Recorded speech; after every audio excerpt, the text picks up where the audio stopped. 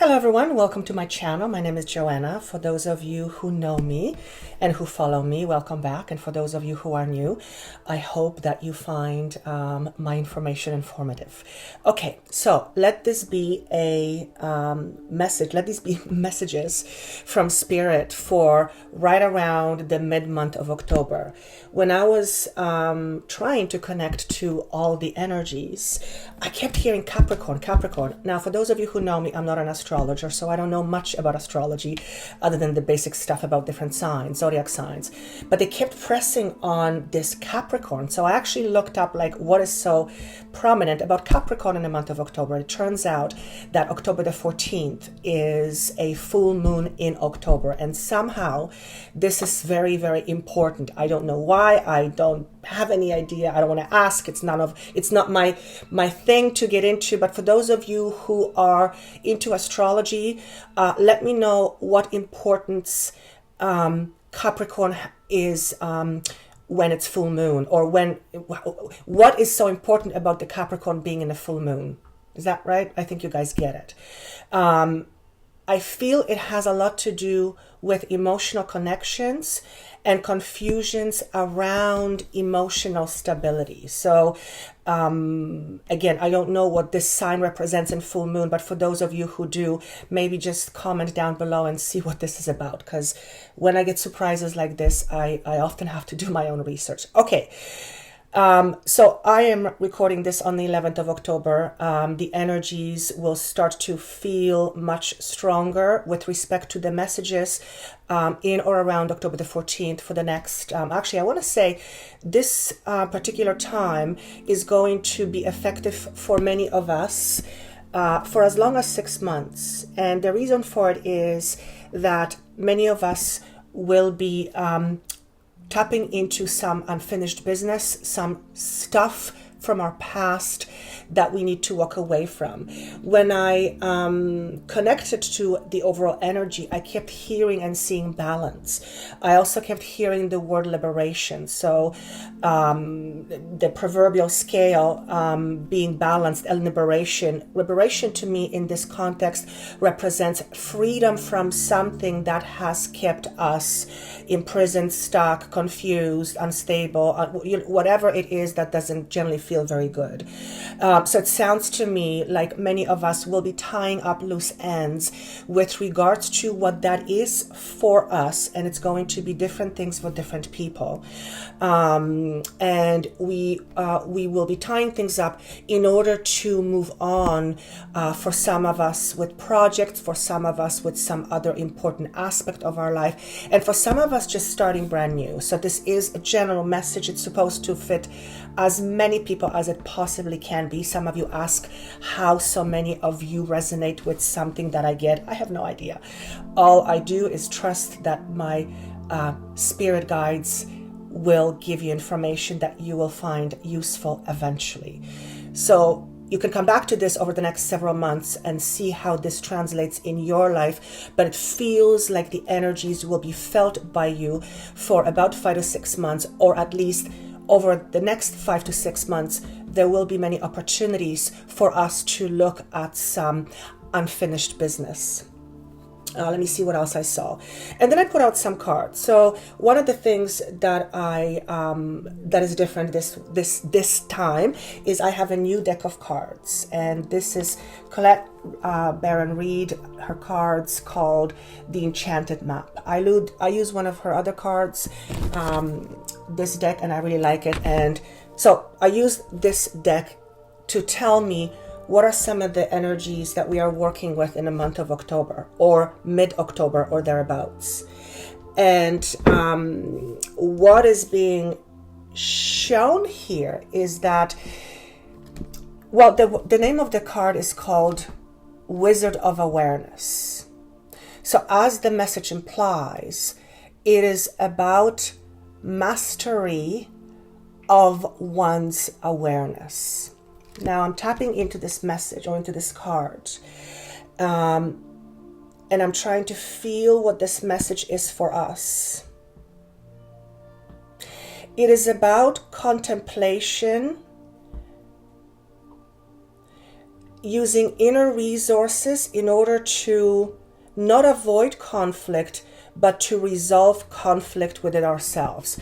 I do not believe that's what the card means. I'm actually going to have to read it later. This is the message that's coming to me. So again, very similar message. It is mastery of awareness, which is the ability or chances, opportunities to tune into some things, aspects of ourselves, things in our life that aren't working, that are complicated, that are no longer useful, that are not making us happy, whatever it is, and looking at the corresponding conditions that are attached to that particular thing in our life, and realize some things about it and about ourselves, and come perhaps to a different conclusion, as in leaving whatever that is behind. So there's an emotional freedom that's being shown, which is similar to the word liberation and balance. So the message of this card, which symbolizes the overall energies or the theme, is masterfulness of awareness. And well, mastery is something that someone is very good at. It's been tested and tried and true. It has undergone the logical part, the emotional part, the physical part, the spiritual part. In other words, there is wisdom behind mastery. It is something that is acquired over a long, long time, and my cat just approved of that message. So many of us will have the opportunity to understand ourselves much more completely, and as a result of this much more complete understanding, different choices and different paths will be shown to us. But the beautiful thing is that those choices and paths have always existed, but due to our inability to see it clearly, we were not able to see it as a choice or as a different path. So again, Wizard of Awareness, it's all about awareness. So I said, okay, what are some of the things that we need to be looking at? Two cards came up, and it's interesting how they came up, because we have true compassion and then emptiness, and this card follows the other. So it's 107, 108. And I believe this deck has, if I'm not mistaken, over 100 cards. So the chances of those two coming together are not very high. So there's an important message here. Number one, first and foremost, true compassion is, well, what is true compassion? Compassion is something that we begin to understand about ourselves and about others by going through generally some difficulties. What the message here is, it is about developing, and see, I want to get emotional. It is about developing a greater compassion for ourselves by seeing ourselves through the eyes, okay, I'm going to say it, of God. Whatever God means to you, whatever Creator means to you, whatever the Almighty means to you, whatever the universe, whatever the greater power that you believe exists that is more than just you. It is about seeing yourself through the eyes of that magnificence. And the reason for that is that when we choose to look at ourselves from the compassion point of view, from one that is compassionate, we will begin to see greater truths about ourselves that until now have not been greatly understood. I'm going to ask them to rephrase this statement. It is about understanding yourself deeply, so that you can come to the conclusion on your own that you are enough. So a lot of this is going to be around deserving, not enoughness, proving ourselves, feeling not worthy, the gazillion other things that we tell ourselves as a product of something we've learned. So there's a need for us to understand ourselves more through the eyes of compassion. This is particularly important when it comes in resolving old past wounds and old past trauma. And oftentimes we find ourselves in a position of a victim, someone who's being victimized in whatever shape or form. And as long as we hold on to that idea of being a victim over and over, we keep feeling like we are victimized, and we'll always keep complaining. So, well, we complain because we don't doesn't feel good when we're victimized. But the point here is that when we get stuck in this way of seeing things, and that was being given as an example, we never really see the true significance of who we are and what this experience has given us as a result that is a positive trait or positive attribute in your life. So in other words, it is about looking at things through a magnifying glass and examining certain situations and conditions, particularly in the past, that emotionally still keep us stuck. And when we're able to do this, we do in fact experience mastery of awareness, because we begin to understand ourselves from a much deeper situation, much deeper perspective. Now, some of you may be saying, well, why do I need that? Well, we don't need anything, but in order to feel the freedom inside that most of us yearn for, we need to first understand ourselves more deeply so that we can recognize what it is inside of us that is keeping us away from that freedom in the first place. And it's called attachments. We have attachments to everything, everyone, and everything and everyone. But there is nothing necessarily wrong with attachments. As human beings, we need certain attachments in order to help us maneuver in the physical body in this thing called the world.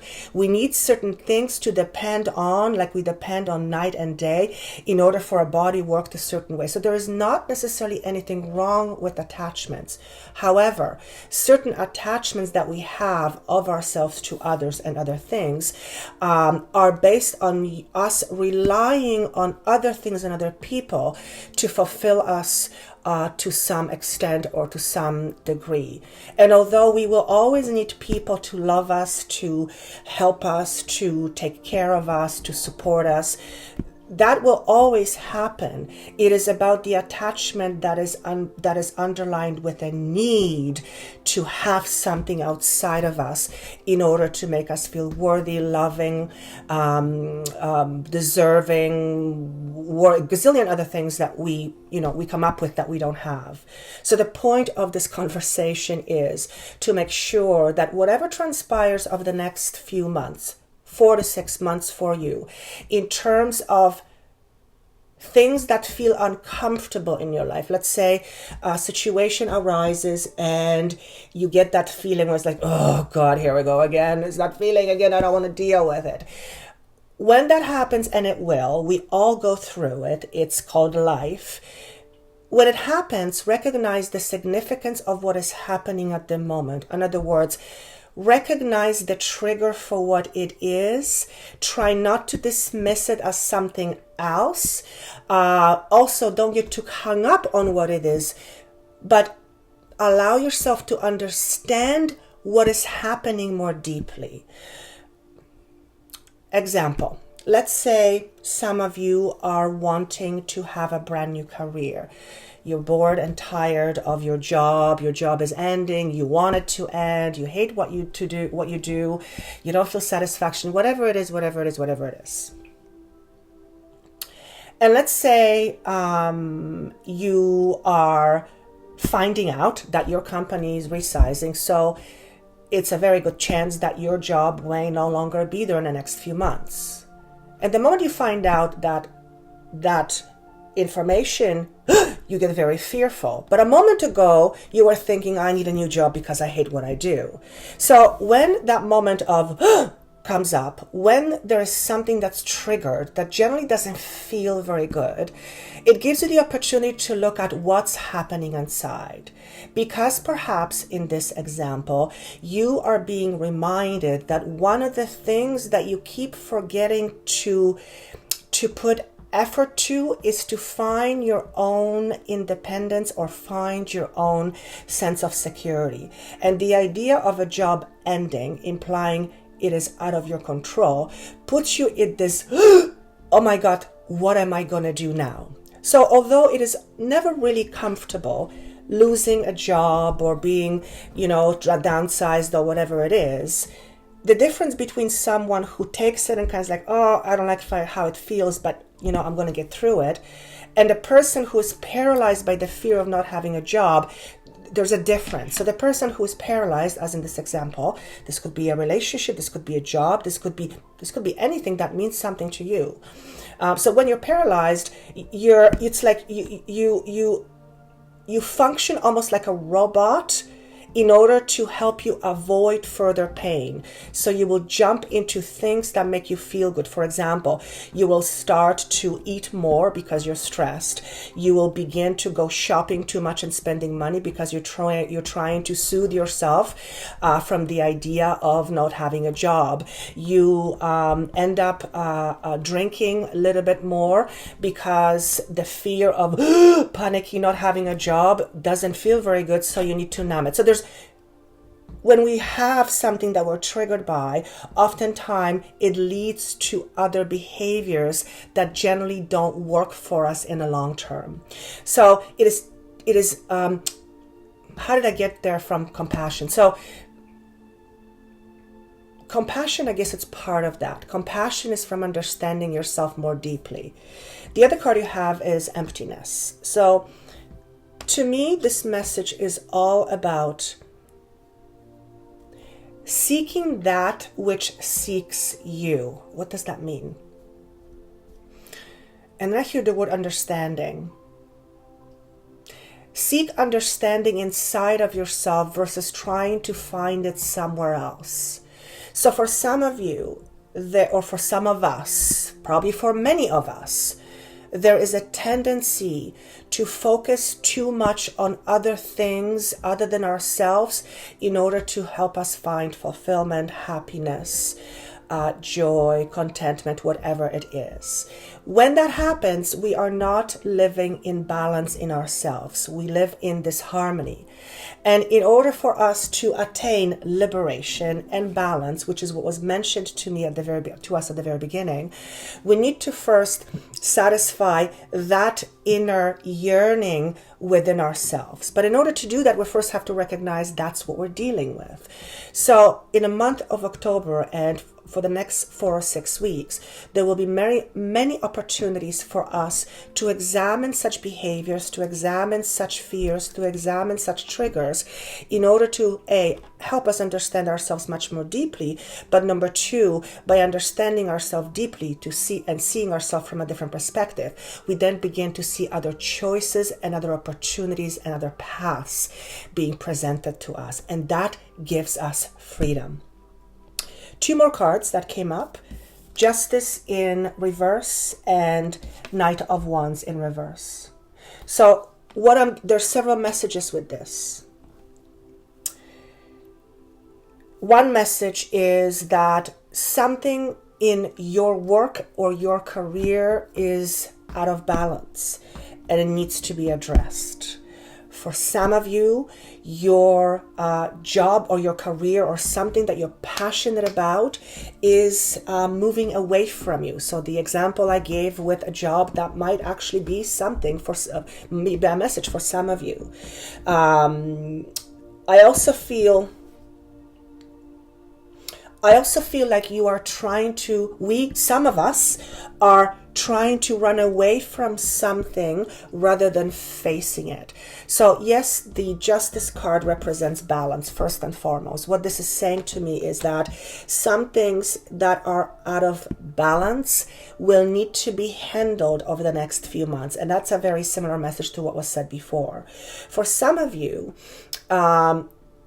looking at things that are out of balance and not running away from it is something that needs to be addressed. The more traditional meaning of this card is the Knight of Wands, and in reverse, this symbolizes to me perhaps a male, could be a female, who is very hasty. Someone who takes a lot of risks. I also want to say someone who doesn't feel very responsible. And because of this person in your life, you might feel unsafe, unbalanced, or right down, compromised in some way. So that's another part of the message. For some of you, it is around What is it about? For some of you, I feel like you don't feel yourself in your current relationship.